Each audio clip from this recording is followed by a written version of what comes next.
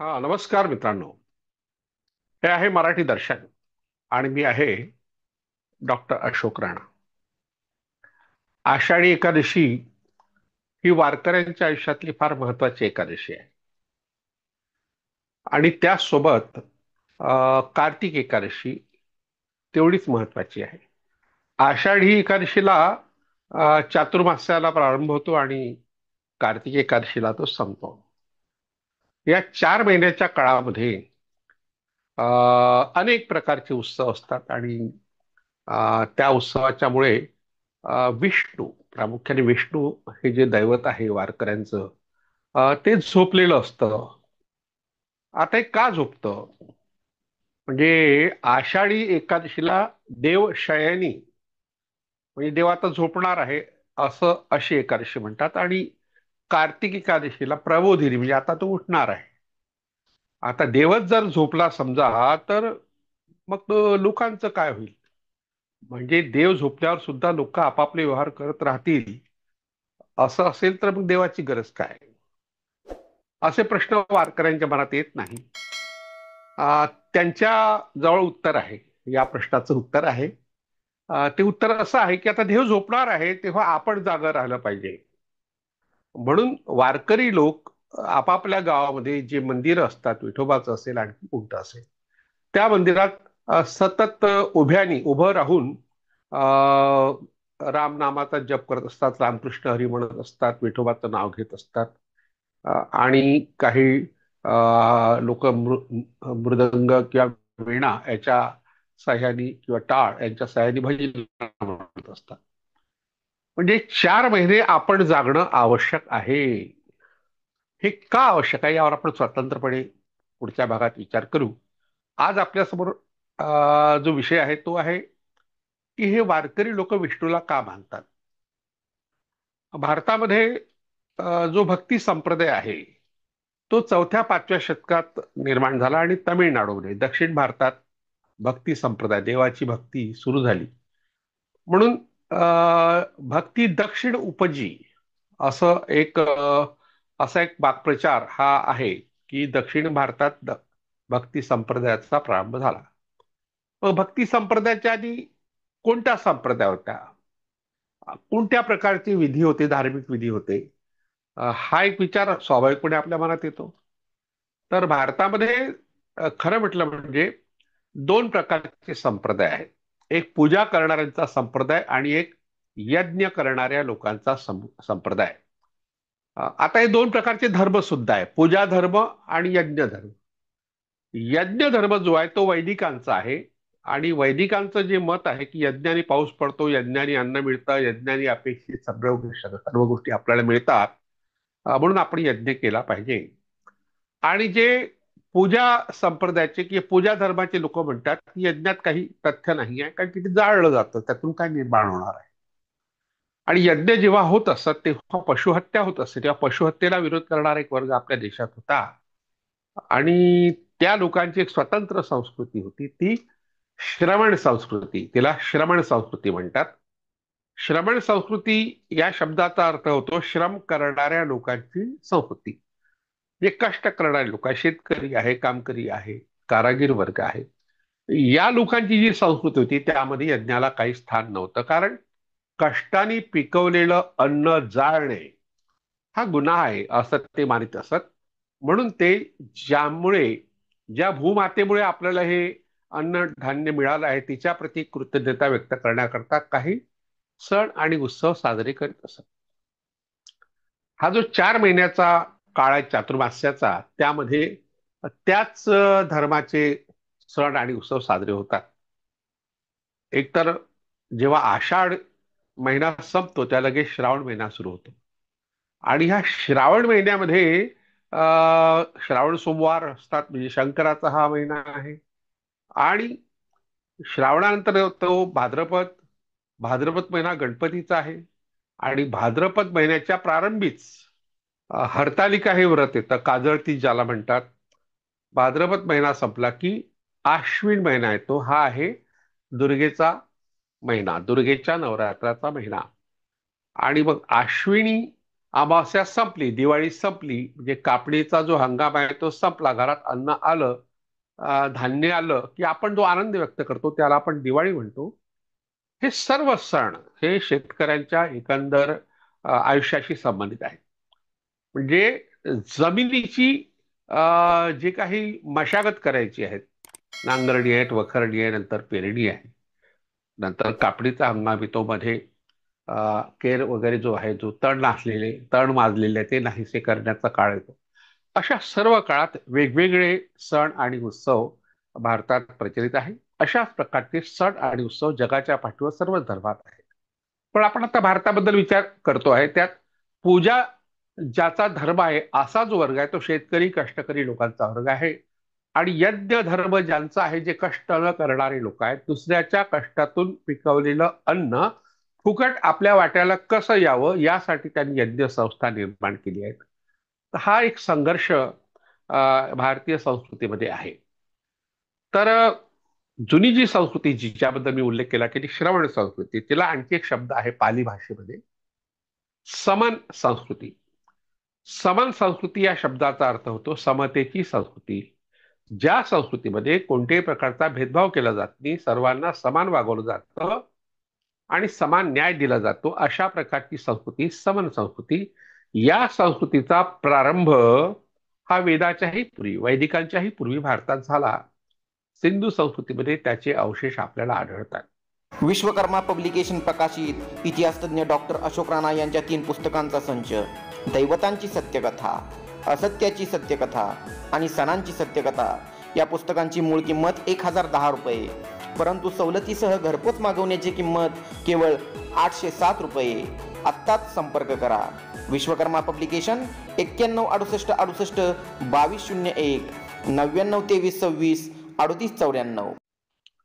म्हणून धर्माच्या बद्दल विचार करताना लोक सहजपणे वैदिक धर्माच्या पासून धर्माचा इतिहास प्रारंभ करतात. पण तर्कतीर्थ लक्ष्मण शास्त्री जोशी यांनी वैदिक संस्कृतीचा विकास या ग्रंथामध्ये असं म्हटलं आहे की वैदिकांच्या धर्माच्याही आधी, ऋग्वेदाच्याही आधी भारतात पौराणिक धर्म नावाचा एक धर्म होता. सिंधू संस्कृतीमध्ये ज्या दैवतांचं आपल्याला शिल्पीकरण, चित्रीकरण या अर्थाने की मुद्रा, ज्या मुद्रा आहे सिंधू मुद्रा, त्यामध्ये ज्यांचं चित्रीकरण आहे, ती सुद्धा एक प्रकारचं शिल्पच आहे, कोरीव शिल्प आहे आणि स्वतंत्र शिल्प आढळतात. ती जी संस्कृती, तो जो धर्म आहे तो पौराणिक धर्म आहे आणि तो पूजाप्रधान होता. पण वैदिकांनी त्याच्यावर कुरघोडी केली आणि यज्ञ संस्कृतीचं प्रत्यारोपण केलं. त्यामुळे पूजा संस्कृतीच्या लोकांनी यज्ञाचा स्वीकार केला. आता या स्वीकारामध्ये जे महत्वाचं दैवत आहे, जे वैदिकांमध्ये दुय्यम दैवत आहे, ते आहे विष्णू. आणि विष्णू हे दैवत आहे, हे इंद्राला मदत करणार. इंद्रासाठी देवेंद्र हा शब्द आहे. नरेंद्र हा शब्दही नंतरच्या काळात आला, पण देवेंद्र हा शब्द आहे. आणि त्या देवेंद्राला मदत करणारा जो विष्णू आहे, त्याला उपेंद्र म्हटलाय. उपेंद्र म्हणजे दुय्यम प्रकारचा इंद्र. इंद्र हे एक स्थान होतं, अशी एक सत्ता होती की जी सर्वांवर चालत होती. तर त्या सत्तेचं दुय्यम प्रतीक, जसं मुख्यमंत्री असतो आणि मग उपमुख्यमंत्री असतो, तशा तऱ्हेने उपमुख्यमंत्र्यासारखं दुय्यम स्थान विष्णूला होतं. म्हणून ऋग्वेदामध्ये विष्णूच्या वाट्याला 3.5 ऋचा आलेल्या आहेत आणि त्याच्या ज्या कथा वैदिक साहित्यात येतात त्या सुद्धा त्याला दुय्यमत्व देणारे आहेत. अशा विष्णूला मांडणारा वारकरी संप्रदाय, त्या वारकरी संप्रदायाचा प्रारंभ साधारणतः 13व्या शतकात झाला आणि त्याच्या सुरुवातीला चक्रधरांचा महानुभाव संप्रदाय आपल्या महाराष्ट्रात होता. आता संप्रदाय शब्द वापरतो आपण, प्रचलित आहे म्हणून तो धर्म आहे. महानुभावांचा स्वतंत्र धर्म आहे आणि त्या धर्माच्या मुळाशी नाथ नावाचा धर्म आहे. नाथ संप्रदायाला म्हणतात, तो एक धर्मच आहे. आणि नाथ संप्रदायाचा उगम बौद्धांच्या एकंदर वाटचालीतून झाला. म्हणजे बौद्ध धर्माचा जो प्रसार आणि प्रचार झाला, त्यात जे तंत्रधर्माचे लोक सामील झाले, त्यामुळे मग बौद्ध धर्म विकृत झाला आणि त्याचं विकृत रूप किंवा अपभ्रष्ट रूप म्हणजे नाथ संप्रदाय आहे, असं राहुल सांकृत्यानंचं म्हणणं आहे. पण बौद्ध धर्माची जी महत्वाची वैशिष्ट्ये होती, प्रज्ञाशील आणि करुणा, या तीनही गोष्टी आणि समतेचं तत्व, हे प्रामुख्याने नाथ संप्रदायात होतं, त्याचा प्रभाव मानुभाव धर्मावर झाला आणि वारकरी धर्मावर झाला आणि 13व्या शतकात आपल्या समोर वारकरी हा धर्म अस्तित्वात आला. त्याची पायाभरणी ही संत नामदेवांनी केली आहे. आणि संत नामदेवांचा जो वारसा आहे पुढल्या काळात तो तुकारामांनी चालवला. म्हणून एक म्हण आहे, प्रचलित आहे, ज्ञानाचा एका आणि नाम्याचा तुका. म्हणजे ज्ञानेश्वरांचा वारसा एकनाथांनी चालवला आणि नामदेवांचा वारसा तुकारामांनी चालवला, अशा प्रकारची याचा अर्थ असा होतो की वारकरी धर्मामध्ये सुद्धा दोन तट होते, दोन प्रवाह होते. एक ज्ञानेश्वरांना आणि एकनाथांना मांडणारा आणि दुसरा नामदेवांना आणि तुकारामांना मांडणारा. आजही आपल्याला त्याचं अस्तित्व पाहायला मिळतं. म्हणजे देहूपासून आळंदी फार जवळ आहे, खूप काही दूर नाही. आळंदीला तुकारामांची आरती म्हणता येत नाही, म्हणायची परवानगी नाही आज. पण तुकारामांच्या मंदिरात मात्र नामदेवाची आरती म्हणतात. याचा अर्थ तुकारामांचे भक्त ज्ञानदेवांना आपलंच मानतात, पण ज्ञानदेवाचे भक्त काही तुकारामांना आपलं मानत नाही. ही आजची स्थिती आहे. काही वर्षांपूर्वी वारकऱ्यांच्या वारीमध्ये जेव्हा चोखा मेळा आणि ज्ञानेश्वरांची पालखी याच्यामध्ये घोडा ठेवला जात असे. म्हणजे त्या दोन पालख्या, दोन जे समूह आहेत वारकऱ्यांचे, फड आहेत, त्याच्यामध्ये स्पर्श होऊ नये एकमेकांचा, यासाठी एक प्रकारची अस्पृश्यता वारकऱ्यांमध्ये पाळण्यात येत होती. म्हणजे वारकऱ्यांमध्ये अजूनही अस्पृश्यतेची भावना आहे, भेदभावाची भावना आहे. पण संत तुकारामांनी एक संदेश देऊन टाकलेला आहे. त्या संदेशाच्या अनुषंगाने आपण ही चर्चा करू. दैवतांची सत्यकथा नावाचं एक पुस्तक विश्वकर्मा पब्लिकेशननी 2 वर्षांपूर्वी पब्लिश केलं, प्रकाशित केलं. यात जे लेख आहेत ते साप्ताहिक चित्रलेखामध्ये असत्याची सत्यकथा या शीर्षकाखाली 2005 आणि 6 ह्या 2 वर्षात ते प्रकाशित झाले. तेव्हा साप्ताहिक चित्रलेखाचे जे संपादक होते ज्ञानेश महाराव यांनी आवर्जून माझ्याकडून हे लेख लिहून घेतले आणि ते फार तडफेचे संपादक आहेत, कुणाला न घाबरणारे, हिंमतवान आहे, आणि त्यांनी हे लेख सगळे छापले. आता हे मी आवर्जून यासाठी सांगतो की इतर संपादकांनी ते प्रसिद्ध केले असते की नाही शंकाच आहे, कारण तेवढी हिंमत आजही कोणात नाही, पण महारावांमध्ये ती आहे. आणि त्यांच्यामुळे मला हे खूप लिहिता आलं. तर जे परखडपणे मी भाष्य केलं आहे एकंदर वारकरी संप्रदायावर आणि विष्णूचं महत्व वारकरी संप्रदायात जे आहे त्याला कोणती कारण आहेत, त्या कारणांची चर्चा या लेखात केली आहे. या लेखाचं शीर्षक आहे विष्णुमय वारकरी. वारकरी लोक विष्णूला मानतात. मी दक्षिण भारतातल्या भक्ती संप्रदायाबद्दल थोडा उल्लेख आधी केला होता की दक्षिण भारतामध्ये म्हणजे तामिळनाडूमध्ये साधारणतः 4थ्या-5व्या शतकामध्ये आळवार आणि नायनमार दोन प्रकारचे भक्ती संप्रदाय अस्तित्वात आले. आळवार जे होते ते विष्णूला मानणार होते, नायनमार जे होते ते शिवाला मानणार होते, पण दोन्ही भक्ती संप्रदाय होते. हे स्पष्टपणे दिसून येणारे भक्ती संप्रदाय साधारणतः आतापासून 1600 वर्षापूर्वी अस्तित्वात आले.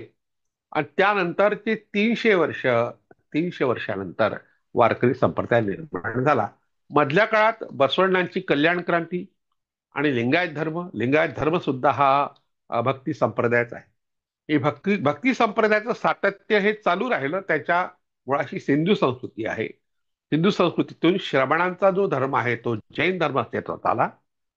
त्याच्यापूर्वी लोकायत नावाचा एक संप्रदाय किंवा धर्म अस्तित्वात होताच.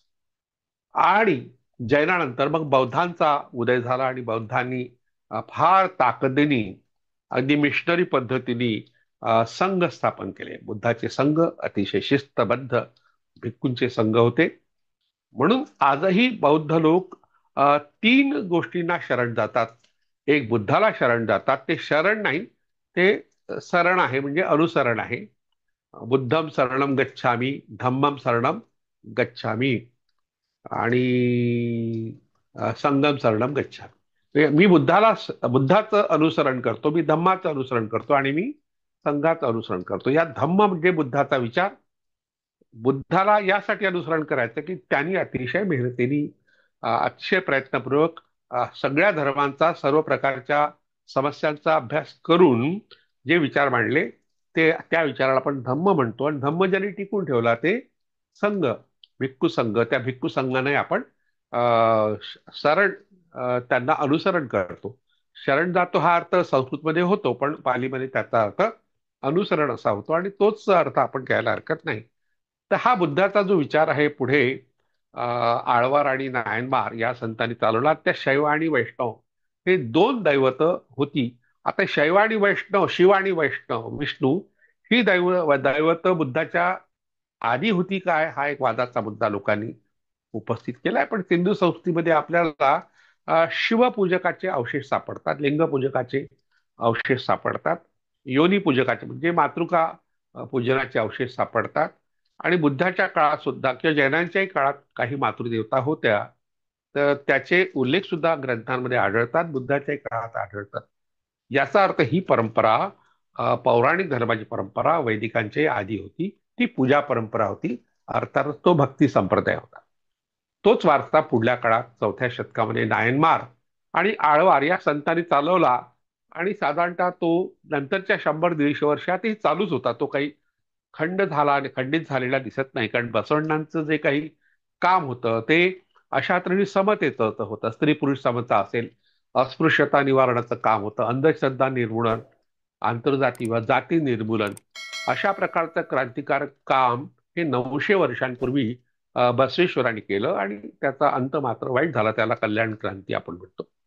या कल्याण क्रांतीचा प्रभाव कदाचित नामदेवांवर झाला असेल, कारण नामदेव महाराज हे आजचे आपण नरसी नामदेव हे गाव आहे हिंगोली जिल्ह्यात, हिंगोलीहून साधारणतः 20-25 किलोमीटर अंतरावर. तर त्या नरसी बामणीचे ते होते, की त्याला नरसी नामदेव म्हणतो. पण त्यांचे वडील मुळात हे कल्याणीचे होते. म्हणजे चालुक्यांचं जे कल्याणी गाव आहे, कल्याणीचे चालुक्य ज्याला आपण म्हणतो, तर तिथे त्यांचं वारंवार जाणं येणं होत असावं. कारण कारण नामदेवाने आपल्या वडिलांच्या बद्दल लिहिलाय कल्याणीचा दामाशेठी, म्हणजे माझे वडील कल्याणीचे होते. शक्य आहे की कल्याण क्रांतीच्या ज्या गोष्टी आहेत त्याची जी दहशत लिंगायत लोकांवर बसली होती, त्याचा प्रभाव नामदेवावर झाला असेल. पण नामदेवांनी अतिशय टोकाचं पाऊल न उचलता त्याला समन्वयाचं रूप दिलं आणि विठोबा हे एक दैवत आहे, हे दैवत प्रस्थापित केलं. म्हणजे एखादं दैवत प्रस्थापित करण्यामध्ये एखाद्या व्यक्तीचा सहभाग असू शकतो, याचं उत्तम उदाहरण म्हणजे संत नामदेव महाराज.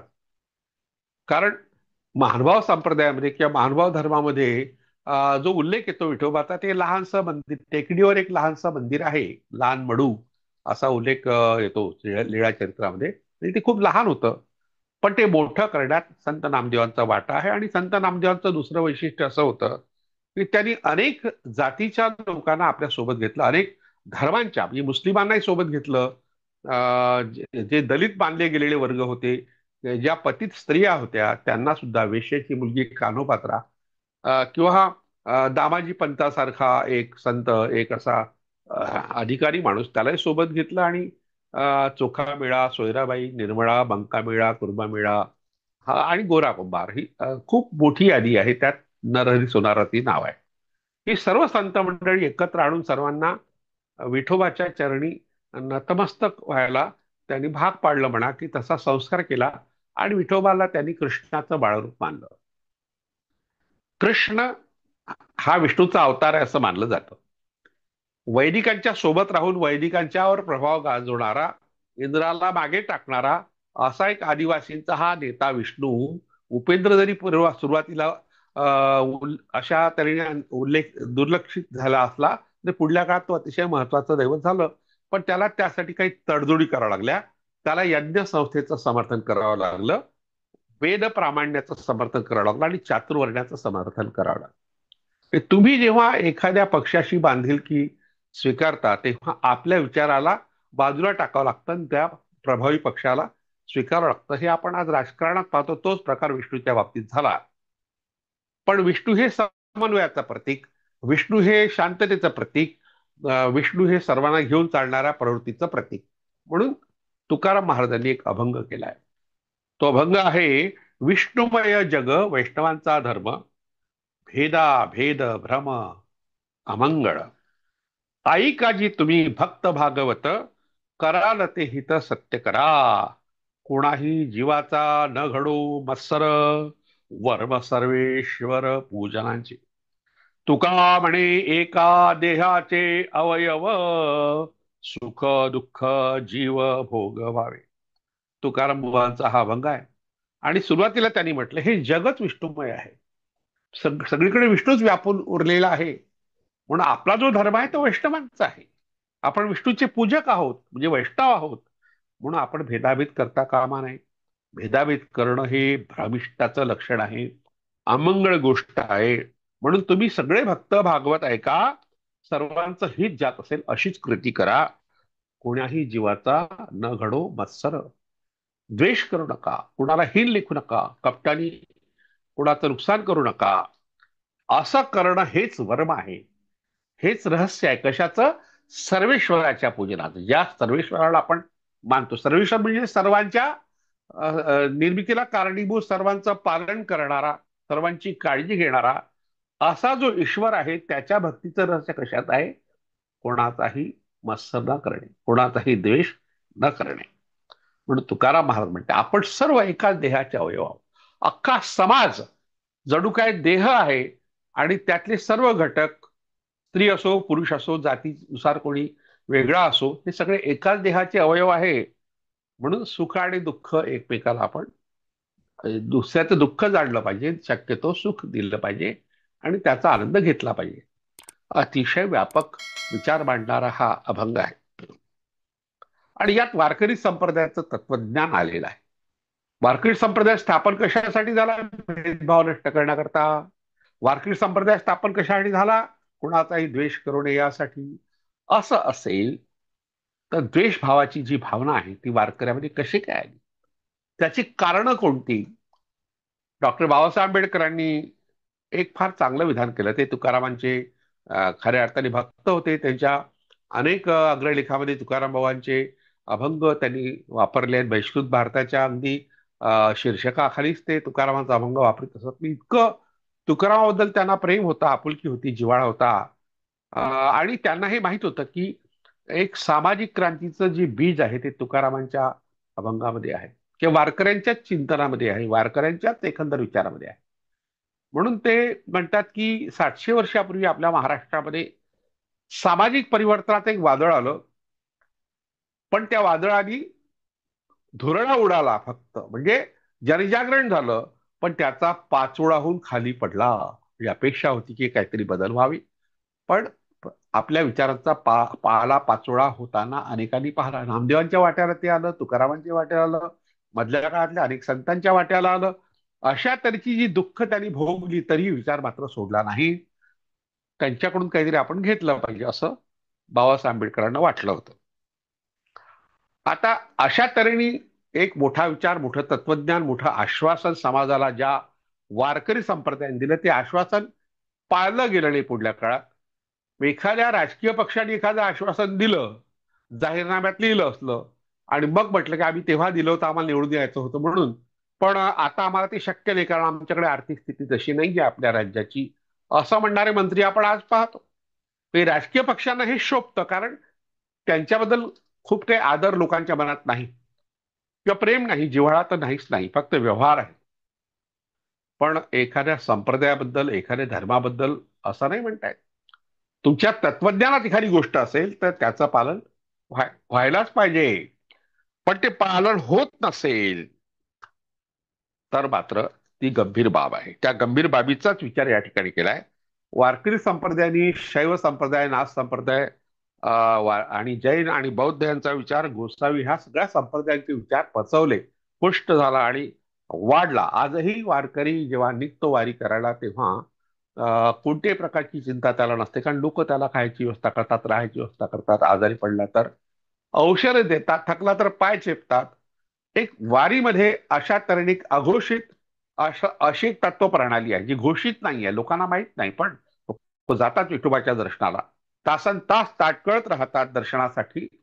आणि दर्शन झाल्यावर जो आनंद वारकऱ्यांच्या चेहऱ्यावर असतो तो अलौकिक असतो. अनेकांना नाही दर्शन घेता येत पंढरपूरच्या विठोबाचं, तेव्हा ते कळसाचं दर्शन करूनच परत जातात, पण पंढरीला जातात. तर हा अतिशय महत्वाचा जो दिवस आहे, तर तो दिवस आषाढी एकादशीचा, ज्याला आपण प्रबोधिनी एकादशी म्हणतो, तर तिथे भगवंताला मानणारे लोक एकत्र येतात, आवर्जून तिथे जमतात आणि त्यांनी कोणाचाही मत्सर करू नये अशी अपेक्षा असते, पण करते नाही. वारकरी जेव्हा वारीत असतात तेव्हा कोणाची जात विचारत नाही, पंथ विचारत नाही, धर्म विचारत नाही. एकत्र येतात आणि रामकृष्ण हरीचा जप करतात, विठोबाचा जप करतात, रुक्माईचा करतात, ज्ञानेश्वरांचा करतात, तुकारामांचा करतात, सगळ्या संतांची आळवणी करतात आणि सुखदुःख वाटून घेतात. जे जे भेटे भूत ते ते मानजे भगवंत, हा भक्तियोग निश्चित जाण माझा, असं ज्ञानोबाराय म्हणतात. तर सर्व प्राणी मात्रामध्ये भगवंत आहे. मग ते प्राणी म्हणजे वनस्पती सृष्टीतले, आपल्या वनस्पती सृष्टी नाही पण तिलाही प्राण आहे, पण आपल्याला त्याची जाणीव नाही. पण जे प्राणी आपल्या अवतीभोवती आहेत, गाय आहे, बैल आहे, कुत्र आहे किंवा हरिण आहे किंवा इतरही प्राणी आहे, आणि माणूस हा एक प्राणीच आहे, ज्याला प्राण आहे तो प्राणी. पण त्यांच्यामध्ये भगवंत पाहावा असं ज्ञानेश्वर महाराज म्हणतात. आणि तुकाराम महाराजांनी तर म्हटलंय, दया तिचे नाव भूतांचे पालन आणि निर्धारण कंटकांचे. जे वाईट आहे त्यांचं निर्धारण तर करूच आपण, पण सर्व प्राणी मात्राबद्दल आपण दयाभाव ठेवला पाहिजे असं तुकोबाराय म्हणतात. इतक्या चांगल्या गोष्टी वारकरी संप्रदायातल्या संतांनी केल्या आहेत, पण वारकरी संप्रदाय पुढे सरकला नाही. आपण बरेचदा ते वारकरी कीर्तनकार जे असतात, कीर्तन करताना त्यांच्या मागे एक रांग असते टाळकरी लोकांची. आता हे टाळकरी लोक जे आहेत, अ, ते जानबा तुकाराम म्हणतात, डावीकडे दोन पाय, जानबा तुकाराम उजवीकडे दोन पाय, जानबा तुकाराम समोर दोन पाय, जानबा तुकाराम मागे दोन पाय. म्हणजे हे तासन तास चालू राहतं. ज्ञानबा तुकाराम चालले किती वारकरी, कुठे नाही, जागच्या जागीच आहेत. हे कशाचं चित्र आहे? हे आहे जागेवर राहण्याचं, काहीच हलवायचं नाही, काहीच बदल होऊ द्यायचा नाही समाजामध्ये, नाव मात्र मोठ्या संतांचं घ्यायचं. ही दुटप्पी जी भूमिका आहे वारकऱ्यांची, त्याच्या मागचं रहस्य काय आहे? तुकाराम महाराजांनी म्हटलंय, बोले तैसा चाले त्याची वंदावी पाहुणे. जो बोलतो आणि तसंच चालतो, म्हणजे आपण जे बोललो त्याचं प्रत्यक्षात आचरण करतो, त्याची पावलं वंदावी. पण या ठिकाणी तर हा बोलतोय का आणि करतो वेगळंच, असं का होतं? त्याची कारण या ठिकाणी आपण शोधतो आहे. कारण तुकोबारायांना हे माहित होतं की लोक बोलतात तसं काही चालत नाही, तर त्याची पावलं वंदावी की नाही हा एक प्रश्न आहे. कारण विठोबा जो आहे, त्याच्यामध्ये काही लोकांनी शिव हे दैवत पाहिलं, काही लोकांनी बुद्धालाही पाहिलं बराच काळ, काही लोकांनी नेमिनाथ हा जैनाच्या तीर्थंकरांच्या रूपात विठोबाकडे पाहिलं आणि विष्णूचा अवतार म्हणूनही पाहिलं किंवा कृष्णाचं बाळरूप म्हणून पाहिलं. म्हणून आपण त्याला एकाच ठिकाणी सगळ्यांना पाहिलं आहे. तर आपण सगळे एकाच देहाचे अवयव आहोत किंवा अशा तऱ्हेने एकाच बापाचे लेकरं आहोत, किंवा नामदेवानी माऊली म्हटलंय विठोबांना, म्हणजे आई आहे, एकाच आईची लेकरं आहोत, तेव्हा भेदभाव करू नये. तुकोबाराय म्हणतात, हरिहरा भेद नाही, करू नये वाद. एकाची हृदयी गोडी साखरेच्या ठाई, भेदकाची नाड एक वेलांटीचं आड, उजवे वामांग तुका म्हणे एकच अंग. म्हणजे आपल्या शरीराला डावं आणि उजवे दोन भाग असतात, पण ते एकाच शरीराचे असतात. आपण त्यात भेदभाव करू शकत नाही. डोळे दोन असतात, डावीकडे आणि उजवीकडे, कान दोन्हीकडे असतात, पण आपण भेदभाव करतो का? आपण एकाच देहाचे अवयव मानतो. तसं हरी म्हणा की हर म्हणा, हर या शब्दाला वेलांटी लागली तर हरी होतो, आणि वेलांटी काढली तर हर होतो. म्हणजे वेलांटीच फक्त हाड आहे. तुकोबाराय म्हणतात, हरिहरा भेद करू नये. एक, तसं आपण सगळे एकाच्या मनात, सगळ्यांच्या मनात एकच हृदय, एकच विठोबा असेल तर आपण एकच आहोत. मग ज्याप्रमाणे साखर तुम्ही खा, कोणत्याही रूपात खा, त्यात गोडी असतेच, तशा तऱ्हेने विठोबाचं नाव घेतलं तर आपण एकच होऊया, असा एकतेचा संदेश तुकोबारायांनी दिलाय. आणि जे भेद करतात त्यांना माहित नाही की फक्त वेलांटीच फक्त फरक आहे, हर आणि हरीमध्ये वेलांटीचाच फरक आहे, असा हा संदेश त्यांनी दिलाय. म्हणजे विष्णू आणि शिव यांच्यात, या दोन दैवतामध्ये कोणत्याही प्रकारचा भेदभाव करू नये असं तुकोबारायांनी म्हटलंय. आता हे का सांगितलं? कारण पंढरपूर हे जे तीर्थक्षेत्र आहे, आज जरी ते वैष्णवांचं क्षेत्र असलं तरी फार पूर्वी ते शैवांचं क्षेत्र होतं. बराच काळ बौद्धांचं क्षेत्र होतं, बराच काळ जैनांचं क्षेत्र होतं. आता बौद्ध आणि जैन हे थोडे बाजूला पडले, पण शंकराचे उपासक त्या परिसरात अजूनही आहेत. अख्खा सोलापूर जिल्हा आपण पाहिला तर तिथे कर्नाटकाचा प्रभाव आहे. शैव संप्रदायाचे लोक आहेत, लिंगायत लोक आहेत, वैष्णव आहेत, जैन तर आहेतच आहेत. बौद्ध नाही तिथे, पण जैन आहेत. बौद्धांची संख्या तुरळक असेल बोटावर मोजण्या एवढी, पण जैन त्या परिसरात आहेत. जैनांनी त्या मंदिराला दान दिल्याचे पुरावे आहेत. आणि अनेक संतांनी मोठ्या प्रमाणात जी अभंग रचना केली त्यामध्ये विठोबाला बुद्ध म्हटलाय. तू बुद्धच आहेस असं त्यांना वाटलं. तर अशा तऱ्हेने सर्वांना सारखा मांडणारा हा विठोबा. तर या विठोबाच्या बद्दलची एक आणखी चतुर्दशी येणार आहे 2 दिवसानंतर. तिला वैकुंठ चतुर्दशी आपण म्हणतो. तिच्याबद्दल आपण पुढे माहिती पाहणार आहोत. शिव आणि विष्णू हे एकच आहे हे सांगण्याकरता शिवाच्या लिंगावर, शिवलिंगावर त्या दिवशी वैकुंठ चतुर्दशीला अ, जी तुळशीची मंजिरी आहे, जी आवडती आहे कृष्णाला, ती वाहतात. आणि त्या दिवशी विठोबाच्या डोक्यावर बेलपान वाहतात. म्हणजे तुम्हाला काय आवडतं, शिवाला जे आवडतं ते विठोबाला द्यायचं, विठोबाला आवडतं ते शिवाला द्यायचं. अशा तऱ्हेचा समतेचा संदेश देणारा सण सुद्धा वारकरी संप्रदायात आहे. त्याला हरिहर भेट असं म्हणतात. त्यावर आपण पुढे माहिती पाहणारच आहोत. तर हा जो भेदभाव आहे तो संपवण्याचा प्रयत्न यासाठी केला, कारण हे जे केंद्र आहे सोलापूर जिल्हा कर्नाटकाला लागून आहे. तिथे तमिळनाडूमध्ये असणारा वैष्णव संप्रदाय किंवा कर्नाटकात असणारा जैन संप्रदाय, हे सगळे एकत्र त्याच परिसरात आलेले आहेत. तेव्हा हा भेदभाव करू नये. जैनांचा उल्लेख कुठे नाही आहे, पण वैष्णवांचा आणि शैवाचा उल्लेख वारंवार येतो. तर या दोघांमध्ये ही भांडणं संपवावी यासाठी काही मूर्ती तयार करण्यात आल्या. आपण पंढरपूरच्या जवळपास जी गावं आहेत त्यातल्या बऱ्याच गावामध्ये अशा काही मूर्ती तुम्हाला पाहायला मिळतात. वडवळ नागनाथ नावाचं एक ठिकाण आहे नागेश संप्रदायाचं. आपण तिथे जर गेलात, ते म्हणजे सोलापूर मोहोळ ते पंढरपूर रोडवर आहे. म्हणजे सोलापूर पंढरपूर या रस्त्यावर आहे, मोहोळ जवळ आहे. तर त्या ठिकाणी शिवाच्या लिंगावर कृष्णाची मूर्ती ठेवलेली आहे, कोरलेली आहे. आणि या कृष्णाचं वैशिष्ट्य असं आहे की त्याला मिशा आहेत. म्हणजे कृष्णाची मूर्ती कुठे तुम्ही पाहिली तर त्याला मिशा नसतात, पण इथे आहे. पंढरपूर जवळ साधारणतः 35-40 किलोमीटरच्या अंतरावर साधारणतः माढा हे जे ठिकाण आहे त्या ठिकाणी विठोबाची जी मूर्ती आहे, तर ती मूर्ती शिवलिंगावर उभी आहे. मग शिवलिंग आणि विष्णू विठोबा एकच आहे दाखवण्याचा प्रयत्न त्या काळातल्या शिल्पकारांनी केला. ज्यांनी त्यांना शिल्प घडवायला सांगितले त्यांच्या मनात तो विचार असेल. म्हणून आपण जर पंढरपूरच्या अवतीभोवतीच्या गावात फिरलो तर अशा अनेक प्रकारच्या मूर्ती सापडतात. त्यांना हरिहर मूर्ती म्हणतात. आता हे झालं सोलापूर जिल्ह्यातलं, पण भारताच्या अनेक भागात हरिहर मूर्ती आहे. म्हणजे असं नाही की महाराष्ट्रातच आहे, कारण हा संप्रदाय शैव आणि वैष्णव हे दोन्ही संप्रदाय आपसात भांडले. आणि हे भांडण इतकं टोकाचं होतं. आपण मंगळवेढ्याला गेलात तर त्या ठिकाणी एखाद्याला आता चोळी शिवणे हा जो प्रकार आहे आता नाहीये, टेलर करतो, पण पूर्वी घरी चोळी शिवत असे. पण शिवण्यामध्ये शिव हा शब्द आहे. आणि जो वैष्णव असेल तर तो शिवली नाही म्हणत, तो वैष्णवली म्हणतात. चोळी वैष्णवणे हा शब्द प्रयोग, हा हा वाक्प्रचार मंगळवेढ्यात आहे. आणि असं एक सांगतात लोक, कीर्तनकार पूर्वी सांगायचे की समजा एखादा वैष्णव रस्त्याने सरळ जात असाल तर सरळ जात असे, पण एखादा शैव रस्त्याने जात असेल तो सरळ जात नसे, तो आडवा आडवा. म्हणजे आडवा तो शैव, उभा तो वैष्णव. अशा प्रकारचा भेदभाव लोकांच्या डोक्यात अजूनही आहे. म्हणजे एखादी वैष्णवाची स्त्री सारवत असेल, समजा घर, आता घर सारवण्याचा प्रकार राहिला नाही, पण खेड्यापाड्यात आहे सारवण हा प्रकार, तर ती सरळ सारवत असेल, आडवं नाही सारवायचं. आडवं सारवलं की ती शैव होतं आणि उभं सारवलं की वैष्णव होतं. अशा प्रकारचा सुद्धा भेदभाव हा लोकांमध्ये होता, पूर्वी नव्हता असं नाही. तर अशा तऱ्हेचं जे आहे भेदभावाचं वातावरण पंढरपूरच्या परिसरात होतं. तर ते आता नसेल राहिलं कदाचित. आणि वारकरी जे आहेत ते पूर्वी शैवच होते मुळात. त्यांचं पुढच्या काळात वैष्णवीकरण झालं.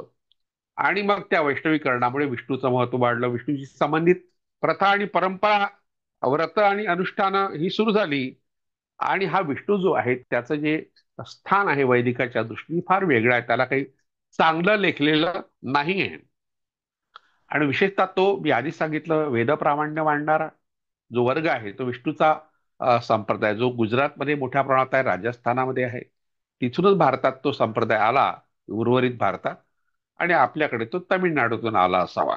तर हे लोक चातुर्वर्ण्याचे समर्थक आहेत. म्हणून आपल्या वारकरी संप्रदायामध्ये भेदभाव नाही आहे असं आपण म्हणतो, पण प्रत्यक्षात मात्र चातुर्वर्ण्य मानणं हे वारकरी संप्रदायाचं वैशिष्ट्य आहे. त्याला कारण ते विठोबाला विष्णूचा अवतार मानतात. म्हणजे एखाद्या दैवताला आपण एखाद्या आधीच्या दैवताशी जोडलं, ते दैवत जर कुणाला शरण गेलं असेल किंवा त्यांनी तडजोडी केल्या असतील, दैवत तर नाही करत, कारण दैवत ही आपणच निर्माण केली आहे. माणसंच करतात तडजोडी आपल्या सोयीनी, आणि मग तत्वाला जो आहे तो काळीमा फासला जातो, ते बाजूला हरताळ फासला जातो. अशी तत्व वारकरी संप्रदायातून नाहीशी झाली आहेत.